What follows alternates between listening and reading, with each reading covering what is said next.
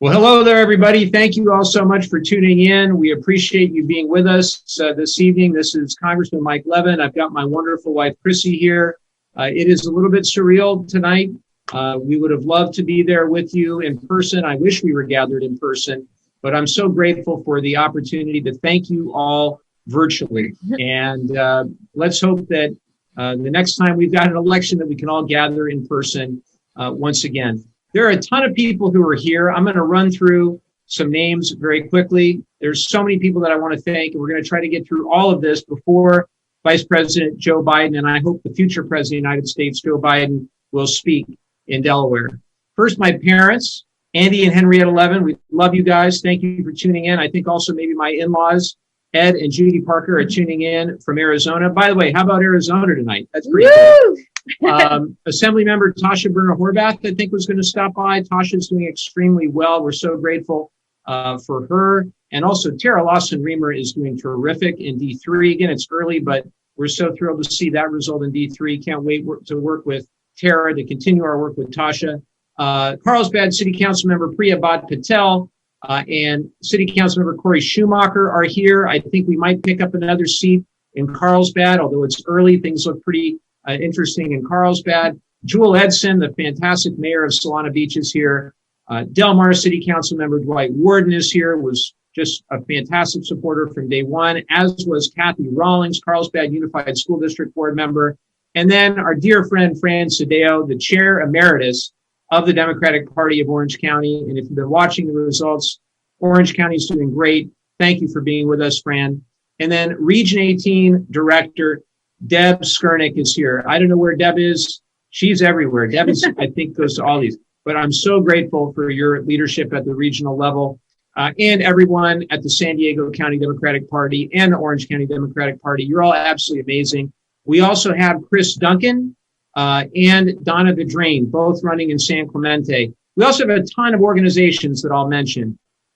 The Airline Pilots Association, Brady PAC, the California Retired Teachers Association, Capo Cares, the California League of Conservation Voters, DEMCO, Demos CPAC, Green Wave 2020, DWSOC, that's the Democratic Women of South Orange County, the Encinitas and North Coast Democratic Club, Field Team 6, the San Diego Go Team, Indivisible 49, the League of Conservation Voters, the Letter Carriers, Moms Demand Action, amazing folks at Moms Demand Action. Thank you for everything.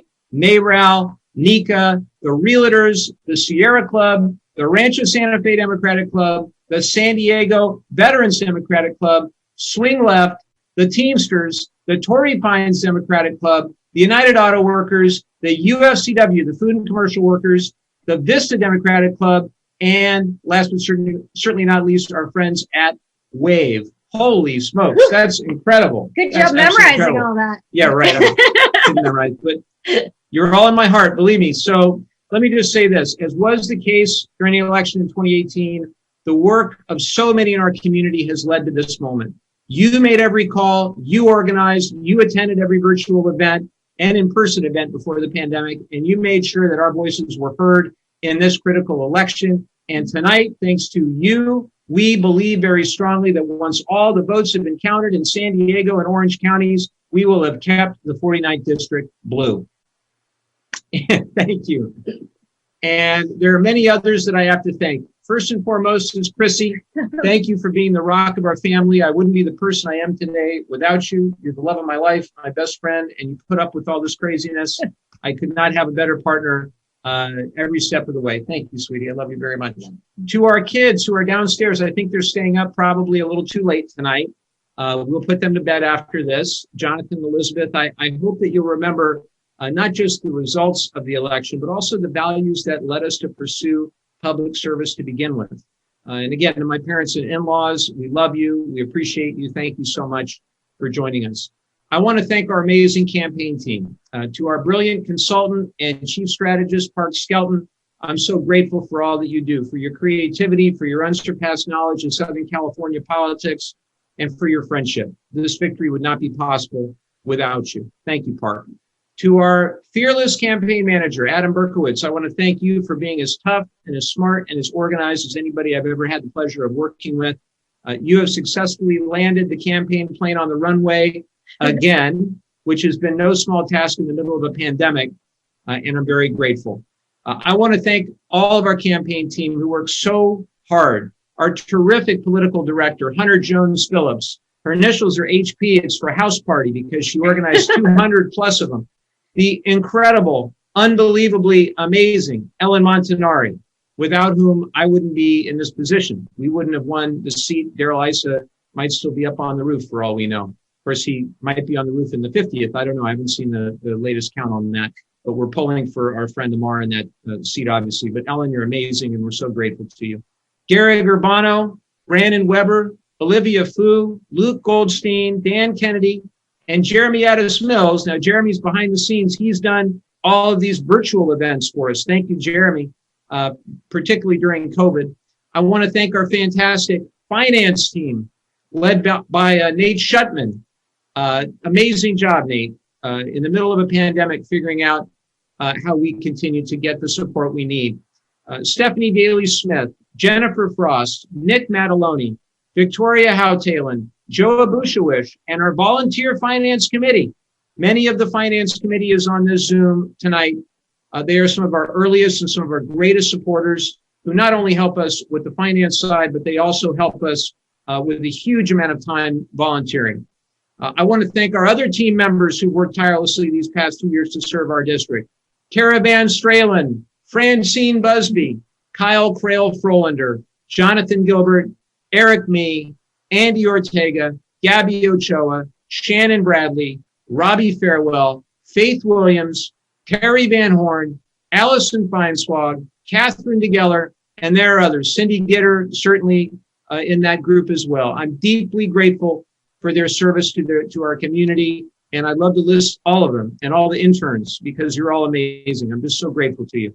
I want to thank our friends at the DCCC, the Democratic Congressional Campaign Committee, the California Democratic Party. Great night for the California Democratic Party. As I mentioned, the San Diego County and Orange County Democratic Party, especially the GO team.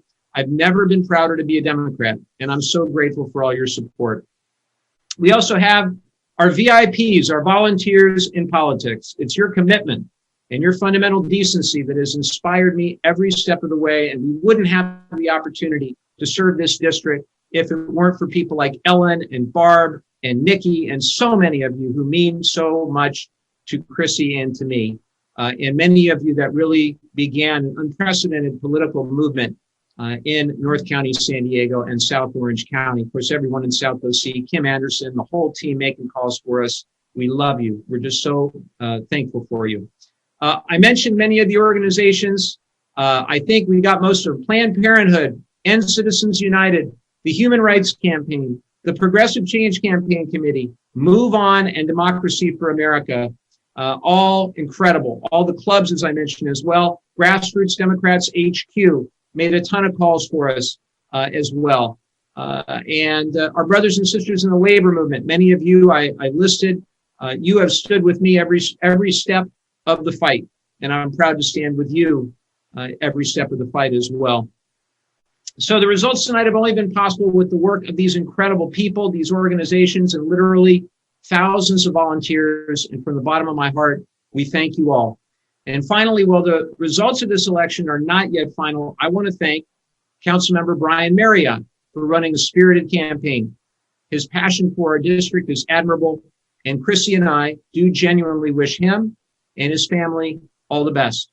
We were friends before this, we'll be friends after this. And to turn to the presidential election very briefly, and I know we're waiting to hear from the vice president, I think from Donald Trump as well at some point. It's clear the outcome really is up in the air, shall we say. We still have Arizona, Pennsylvania, Michigan, Wisconsin, maybe even some other states that may be very important. But what we have seen tonight and throughout the last several days is an unprecedented turnout across the country. And I consider that to be a heartening victory for our democracy as a whole. Now we've got to ensure that every single vote is counted and that we reject any effort to exclude ballots or to stop counting votes prematurely, wherever it may be. And as we continue to count every vote, I encourage all of us, regardless of your politics, remain calm, remain patient, and ultimately each of us has to prepare for the hard work of uniting our country, no matter who is declared the victor. What that means is we've got to control and crush COVID-19, and we've got to work together to build an economy that works for everyone. We do know, we at least believe very strongly, that Democrats have maintained their majority in the House of Representatives. And I know that we're going to move forward with a bold agenda, just as we have for the last 2 years, that meets the challenges we face. We're going to crush COVID-19. We're going to rebuild an economy that is designed to support the working people of this country. We're going to invest in great infrastructure. We're going to grow the great clean energy jobs of the future. We're going to commit to protect our planet, and we're going to make policy based on science again. We're going to fight for quality and affordable health care for everyone in this country. We're going to invest in our great public schools, our amazing school teachers. We're going to face immigration reform with an eye towards compassion and humanity as well as security. We're going to remind our allies and our foes alike that our status as a world leader doesn't come from the size of our armies, but rather from the power of our faith and democracy. We're going to stand with our active duty men and women along with our reservists and retirees, and we're going to continue to take care of our veterans who have sacrificed so much for our country, and we're going to protect them and just as they protected us. We are ready. We are ready to investigate, legislate, and navigate during these difficult times, ready to lead. I'll close by saying this because I know the Vice President's about to begin. Serving North County, San Diego, and South Orange County in Congress is an extraordinary honor that I don't take for granted, not even for a minute. I'm incredibly grateful to the voters who placed their faith in us to represent them once again. We made a lot of progress, but there's much more work to do. You continue to make it all possible, and my debt to you continues to be personal and eternal. God bless you all, and God bless America. Thank you all very much, and let's listen to the next President of the United States, Joe Biden.